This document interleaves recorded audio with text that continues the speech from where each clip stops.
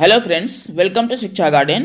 आज हम लोग इस वीडियो के माध्यम से एक टॉपिक समझेंगे पॉलिटी का श्रृंखला का, जो कि उसके आगे का वीडियो है। उसमें है आपका भारत का महान्यायवादी के बारे में, तो इसको समझेंगे। ठीक, पहला जो पॉइंट है हमारा, उसमें ये लिखा हुआ है कि जो भारत के महान्यायवादी हैं, ठीक है, इसकी चर्चा कहाँ पे है? 76(1) में है, उसमें चर्चा मिलता है आपको।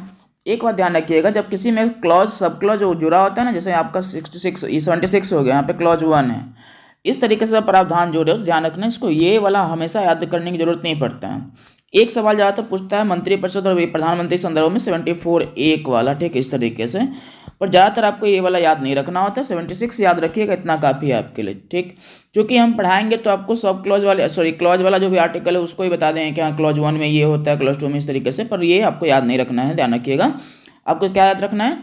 तो सिर्फ आपको मेन जो आपका यहाँ पे वही याद रखना है अभी। ठीक, तो पहला क्या लिखा हुआ कि आपको 76(1) में महान्यायवादी के बारे में चर्चा है। ठीक, और इसकी नियुक्ति कौन करता है? तो राष्ट्रपति के द्वारा की जाती है। ठीक, योग्यता के संदर्भ में बात करेंगे तो योग्यता का मतलब ये है, इसमें यह है कि उच्चतम न्यायालय के बराबर कोई व्यक्ति, उच्चतम न्यायालय के न्यायाधीश के बनने की योग्यता के बराबर कोई व्यक्ति क्या रखता है? योग्यता रखता है, तो उसको भारत का अटॉर्नी जनरल महान्यायवादी बनाया जा सकता है। ठीक, अब आप पूछेंगे सर उच्चतम न्यायालय वाले में योग्यता क्या होता है? तो इसके लिए तो आगे से पढ़ना होता है टॉपिक, पर एक छोटा मोटा बात समझ लीजिए।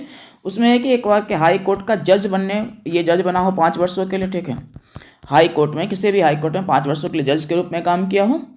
दूसरा ये है कि आपको 10 वर्षों तक क्या किया हो?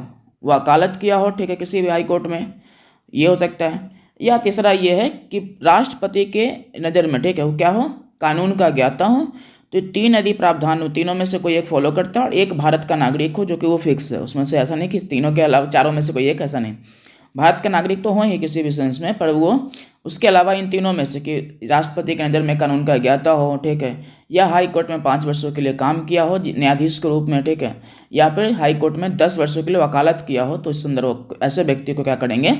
ये महान्यायवादी बना सकते हैं। ठीक, तो ये हो गया आपका पहला, किसकी नियुक्ति राष्ट्रपति, ये पॉइंट खत्म। उसमें नियुक्ति राष्ट्रपति करते हैं, और उसमें ये योग्यता के बारे में आपको बता दिया गया। इसका कार्यकाल निश्चित नहीं होता है। ठीक, और इसी के कार्यकाल के बारे में ही यहाँ पर लिखा हुआ है। 76(4) के अनुसार महान्यायवादी राष्ट्रपति के प्रसाद पर्यंत पद धारण करते हैं। आपको पहले भी बताते आए हैं कि जब भी कोई व्यक्ति नियुक्त करता है किसी को, तो ठीक है, तो उसी के बिहाफ पे वो काम कर रहा होता है अंत।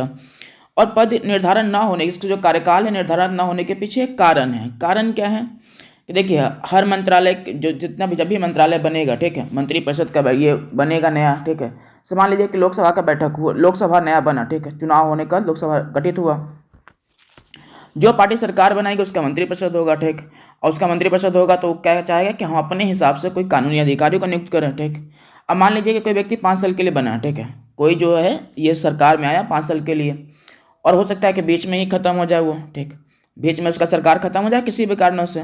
अब चूंकि वही सरकार किसी व्यक्ति को मंत्री, ये क्या महान्यायवादी बनाया था, तो सरकार खत्म तो उसका महान्यायवादी भी खत्म। ठीक, अगली बार कोई सरकार बनेगा तो सकता है उसको चेंज कर दे, हटा दे। ठीक, और कोई नया व्यक्ति को नियुक्त करवा दे। नियुक्त करवा दे का मतलब होता है कि राष्ट्रपति जी नियुक्ति तो करते हैं, पर मंत्रिपरिषद की सलाह पे करते हैं। ठीक, तो वो बात रहता है वहाँ पे। तो इसलिए कहा गया इसका कार्यकाल क्या है? निश्चित नहीं है। ठीक, अगला आपका महान्यायवादी के कार्य क्या है? तो यहाँ पे कार्य के बारे में लिखा हो कि भारत का प्रथम विधि अधिकारी होता है। ठीक है, और यह विधि अधिकारी का मतलब आपको ये कानून का ज्ञाता होता है, और भारत का प्रथम ये विधि अधिकारी कहलाता है। भारत सरकार को विधि संबंधी विषय पर सलाह देने का काम करता है। जब भी भारत सरकार को किसी भी कानूनी मामले पर सलाह चाहिए तो उसको सलाह देने का काम करेगा। सर्वोच्च न्यायालय में सुने जाने वाले मुकदमे में भारत सरकार के पक्ष से वकालत करता है। मान लीजिए कि यदि किसी मुद्दे पे भारत सरकार को एक पक्ष बनाया है, दूसरा कोई और एक पक्ष होगा, ठीक है, और उन दोनों के बीच में किसी मुद्दे पे वाद विवाद के संदर्भों में ये उच्चतम न्यायालय या उच्च न्यायालय में कहीं पे केस वगैरह है, तो ये व्यक्ति भारत सरकार की तरफ से क्या होता है? केस लड़ने के लिए जाता है, वाद विवाद करने के लिए जाता है।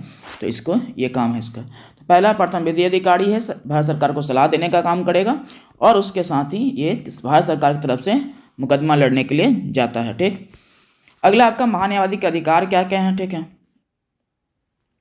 ये जो कार्य है ना इनका उस 76(2) में लिखा हुआ है, तो एक बार ध्यान रख लीजिएगा ऐसे थोड़ा बहुत जानने के लिए कि 76(2) जो आर्टिकल है उसमें ये बात लिखा हुआ है। ठीक है, अगला हो जाएगा आपका महान्यायवादी के अधिकार। अधिकार में ये है कि इसे भारत के राज्य क्षेत्र में सभी मामलों में सभी न्यायालयों में सुनवाई का अधिकार है। ठीक, तो भारत के राज्य क्षेत्र के अंतर्गत किसी भी न्यायालय में क्या होता है? सुनवाई वगैरह कर सकता है, ये व्यक्ति जा सकता है। ठीक, 76(3) में ये बात लिखा हुआ है कि भारत के राज्य क्षेत्र में जो भी न्यायालय आएगा उसमें ही सुनवाई कर सकता है। ठीक, अगला, ये लोकसभा, राज्यसभा एवं संसद की संयुक्त बैठक में भाग ले सकते हैं, बोल सकते हैं, पर मतदान नहीं करते हैं। ध्यान रखिएगा, किसी भी बैठक में भाग ले सकेगा, चाहे लोकसभा का हो, चाहे राज्यसभा का हो, चाहे संयुक्त बैठक हो। ठीक है, अपना विचार रख सकते हैं, पर इनको वोटिंग करने का राइट्स नहीं है। और ये आपको संविधान, जब आप लोकसभा वगैरह पढ़िएगा तो वहाँ पे 88 जो एक आर्टिकल है उसमें पढ़ने को मिलता है हम लोगों को। ठीक, वो यहाँ पे लिखा हो कि मत देने का अधिकार नहीं होता है। नीचे में आपका लिखा हुआ है कि महान्यायवादी का अनुच्छेद 76(4) के अनुसार राष्ट्रपति द्वारा निर्धारित क्या होता है, पारिश्रमिक प्राप्त होता है। वर्तमान में लगभग आपको 2.5 लाख के बराबर है। ठीक है, तो 2.5 लाख इनको मिलता है वर्तमान में। अभी जो वर्तमान में जो आपको ये है, ये क्या बोलते हैं, महान्यायवादी हैं, वो है आर वेंकट रमनी। ठीक, आर वेंकट रमनी। हमेशा नहीं पूछता, जब नियुक्ति वगैरह होता है तो समय जब करंट होता है तो करंट अफेयर के रूप में पूछ लेता है, पर हमेशा ऐसा नहीं कि पूछेगा आपसे। आर वेंकट रमनी ये 16वें महान्यायवादी हैं। ठीक, 2022 में नियुक्त हुए हैं ये। ठीक है, 2022 से चल रहे हैं ये। ठीक, तो वो ये ध्यान रखिएगा। इसके अलावा भारत सरकार के अंतर्गत में और भी एक पद होता है जो संवैधानिक पद तो नहीं है पर वैधानिक पद उसको कह सकते हैं आप। ठीक है, उसको बोलते हैं सॉलिसिटर जनरल ऑफ इंडिया। ठीक, सॉलिसिटर जनरल ऑफ इंडिया। ठीक, सॉलिसिटर जनरल ऑफ इंडिया एक पद है भारत सरकार के अंतर्गत में। ठीक है, और ये भी क्या होता है, सर्वोच्च पहला जो कानूनी अधिकारी है कौन है, विधि अधिकारी कौन है, तो महान्यायवादी। और ये दूसरे विधि अधिकारी कहलाते हैं, तो सेकेंड लॉ ऑफिसर कह सकते हैं इनको भारत सरकार के अंतर्गत में। सॉलिसिटर जनरल ऑफ इंडिया बोल रहे हैं इनको। ठीक है, और इनका काम क्या होता है, तो महान्यायवादी की सहायता के लिए बनाए जाते हैं। ठीक, और इनकी भी सहायता के लिए एक और होता है, उसको बोलते हैं additional solicitor general of India. ठीक, जो इनके सहायता के लिए होते हैं, काम कर रहे होते हैं। ठीक, तो इस तरीके से, अच्छा ये दोनों ध्यान रखिएगा, जिस तरीके से अटॉर्नी जनरल का पद के बारे में चर्चा 76 में है।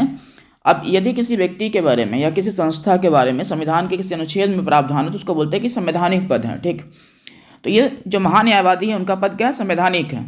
पर जो ये हमारे सॉलिसिटर जनरल ऑफ इंडिया है, जिसको शॉर्ट में SGI कहते हैं। ठीक है, और इसके लिए हिंदी के कुछ पुस्तकों में आपको देखने को मिलेगा कि वो महाधिवक्ता शब्द का ही प्रयोग कर लेते हैं, जो कि थोड़ा सा कन्फ्यूजिंग रहता है। इसलिए कन्फ्यूजिंग रहता है क्योंकि आपको राज्य स्तर पर जो कानून का जो प्रमुख अधिकारी है वो महाधिवक्ता कहलाता है, थोड़ा कन्फ्यूजन रहता है, पर इसको ऐसे याद रखिएगा तो ठीक रहेगा। ठीक है, हिंदी में भी ऐसे ही सॉलिसिटर जनरल ऑफ इंडिया ही बोलना है। ठीक है, भारत सरकार का सॉलिसिटर जनरल।